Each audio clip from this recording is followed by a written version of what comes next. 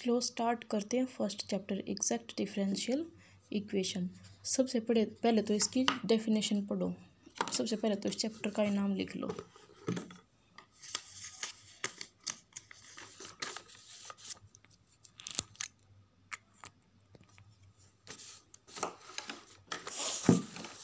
आपके चैप्टर का नाम क्या है? Exact differential equations. Exact differential equations. ठीक है, आज डेट क्या है? 18 मई 2022।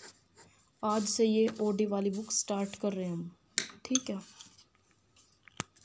देखते हैं कितने दिन में हम इसको अच्छे तरीके से कंप्लीट कर सकते हैं। अब आप ये देखो, डिफरेंशियल इक्वेशन होता क्या है। सबसे पहले तो डेफिनेशन लिखोगे, मतलब लिखने की तो कोई वो नहीं होती, एग्जाम में कभी आता नहीं ऐसा कुछ, लेकिन पता तो होना चाहिए ना कि किस चीज़ क्या होती है। डिफरेंशियल इक्वेशन आपकी क्या होती है, जिसमें आपके क्या क्या हों? इंडिपेंडेंट वेरिएबल,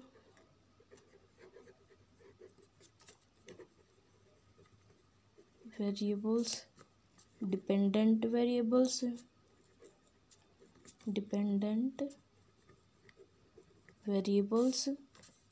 और क्या? Derivatives of dependent variables.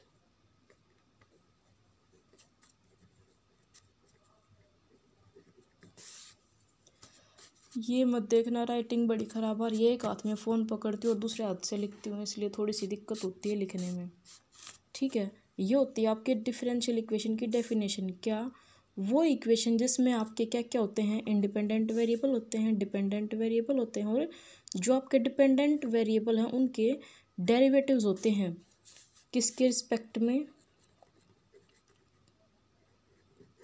With respect to independent variable. Independent variables, उसको क्या बोलते हैं? Differential equations. हम इसको एक्सप्रेस कैसे करते हैं? अगर मैथमेटिकल फॉर्म में लिखें तो क्या लिखेंगे? फंक्शन ऑफ, जैसे कि x y d Y by D x लिख दिया, d2y by D x square लिख दिया। ऐसे करते करते अब टू डी एन तक चले गए हम, d n y by D x n, और इक्वल टू लिख दिया किसके?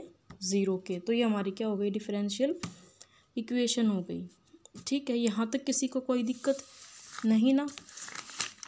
तो चलो अब ये देखो, हमने ये सारी चीज़ें की क्या हैं, ये जो आपको दे रखे हैं क्या हैं? एग्जाम्पल हैं डिफरेंशियल इक्वेशंस के। जैसे कि D Y by D X is equal to X है, D Y by D x की आपको ये वैल्यू दे रखी है ये। अच्छा, ये देखो d Y by D x की पावर 3, ये ऑर्डर और डिग्री वाला मैटर आ गया यहाँ पे। D cube y by D x cube plus 7 d two y by D x square plus 8 d Y by D x minus of 9 y is equal to log of x. ये तो आपके थे ordinary form में, और ये है आपके partial. ये जो आपकी कर्ल बाई करली एक्स है, इसको आप क्या बोलते हो? पार्शियल डिफरेंशिएशन बोलते हो। ठीक है,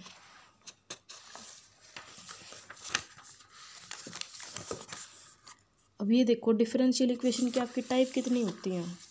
जो आपकी डिफरेंशियल इक्वेशन होती है वो दो तरह की होती है। मेरी चल रही है कुछ दिनों से तबीयत खराब, इसलिए मैं रेगुलर वीडियो है जो वो पोस्ट नहीं कर पा रही। डिफरेंशियल जो आपकी इक्वेशंस होती हैं वो कितने टाइप की होती हैं? दो टाइप की। कौन कौन सी? एक तो जो आपकी बुक है, ऑर्डिनरी पार्शियल डिफरेंशियल इक्वेशंस, और दूसरी कौन सी होती है? ये तो आपकी अरे ये पार्शियल साथ में लिख दिया मैंने। ऑर्डिनरी डिफरेंशियल इक्वेशन, और दूसरी क्या होती है? पार्शियल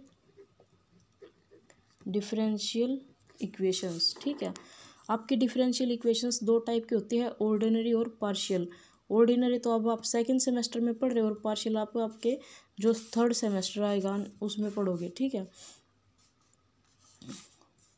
और जो आपका ऑर्डिनरी डिफरेंशियल इक्वेशन होता है वो क्या होता है, the differential equation which involve a single independent variable, जिसमें आपका जो इंडिपेंडेंट वेरिएबल होता है, जो आपका इंडिपेंडेंट वेरिएबल अगर आपका 1 है, यानी कि सिर्फ एक ही इक्वेशन में, पूरी इक्वेशन में आपका जो इंडिपेंडेंट वेरिएबल है वो सिर्फ एक ही है, तो वो क्या होगी आपकी ऑर्डिनरी डिफरेंशियल इक्वेशन। लेकिन अगर बात करें हम पार्शियल डिफरेंशियल इक्वेशन की, तो वो क्या होता है, the differential equation which involve partially differentiation coefficient with respect to more than one independent variable. अगर यहाँ पे जो आपका इंडिपेंडेंट वेरिएबल है वो 1+ होगा, यानी कि एक से ज़्यादा होगा, तो वो क्या आपका होता है पार्शियल डिफरेंशियल इक्वेशन। आपको बात समझ आई। अब जो आपकी नेक्स्ट बात है जो आपको पता होनी चाहिए वो क्या है कि आपका ऑर्डर और डिग्री क्या फ़र्क होता है इसमें। देखो, ऑर्डर आपका क्या होता है, जो जितनी बार आपका हाईएस्ट डिफरेंशिएशन होता है कोफिशिएंट का, उसको क्या बोलते हैं यहाँ पे ऑर्डर।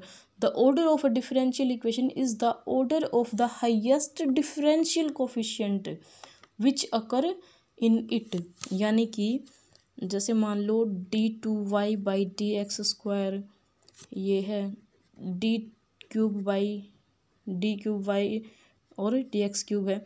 ये 3 बार जो आपका डिफरेंशिएशन हुआ है ये है आपका ऑर्डर। और डिग्री क्या होती है, जैसे कोई इक्वेशन लिखी जाती है d3y/dx³ + 2 d2y/dx² और इसका स्क्वायर प्लस dy/dx इसका क्यूब + 3y = 0। यहाँ पे सबसे ज़्यादा पावर किसकी है, इसकी है। तो यहाँ पे जो आपकी डिग्री होगी वो क्या होगी 3।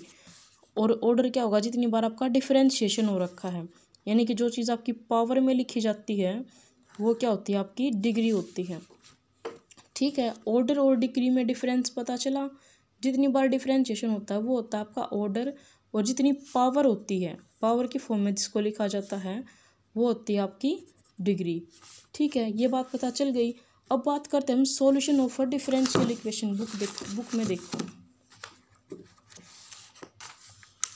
अब हम बात करते हैं सॉल्यूशन ऑफ अ डिफरेंशियल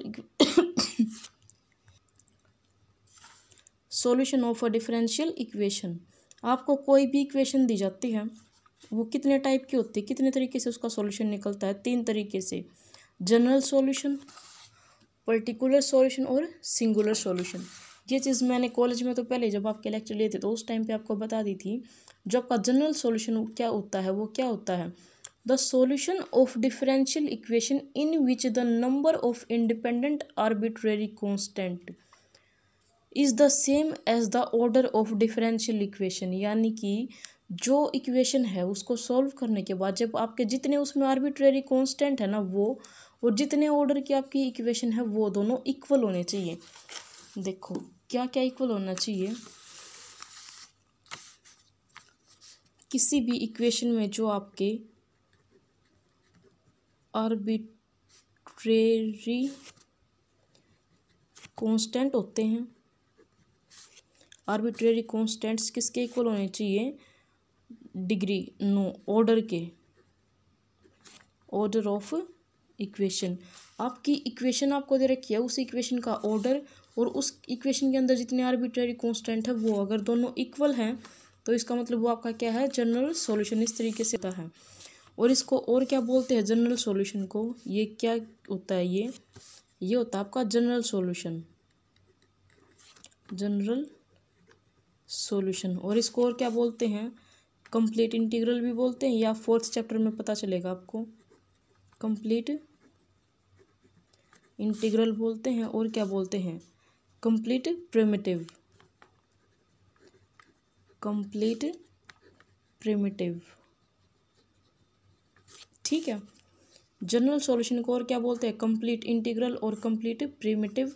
और क्या डेफिनेशन होती है, कैसे क्या कुछ होता है इसमें, जहाँ पे आपका आर्बिट्रेरी कांस्टेंट है और जो आपका ऑर्डर ऑफ इक्वेशन है वो जब सेम होता है तो क्या आपका निकलता है जनरल सॉल्यूशन। पर्टिकुलर सॉल्यूशन क्या होता है, इस इक्वेशन में जितने भी आपके इंडिपेंडेंट आर्बिट्रेरी कांस्टेंट होते हैं उनकी जो आपको वैल्यू मिलती है, वैल्यू जो आप निकालते हैं वो होता है आपका पर्टिकुलर सॉल्यूशन।